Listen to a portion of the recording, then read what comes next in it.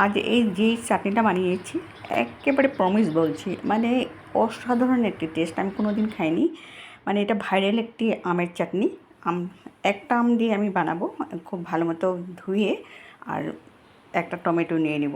ধুয়ে আমি কি করব আসুন ভিডিওটি শেষ অবধি দেখুন। এখানে টমেটো ভিতরে বিচিগুলো বের করে নিয়েছি আমি।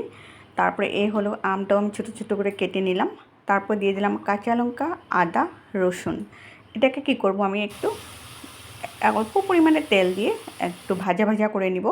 এই দেখুন এইভাবে একটু লাল লাল করে নিলে কি হয়, দারুণ একটা গন্ধ আসে।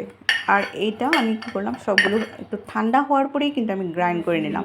আর আমার গাছের পুদিনা পাতা ছিল, যদি ধনে পাতা থাকে দিলেও হলো, কিন্তু পুদিনা পাতা দিলে বেশি টেস্ট। একটু লবণ আর একটু সামান্য পরিমাণে গুড়, আপনার গুড় না থাকলে চিনি দিলেও হলো।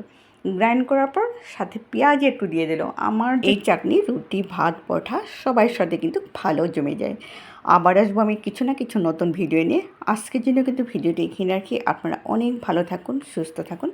ধন্যবাদ।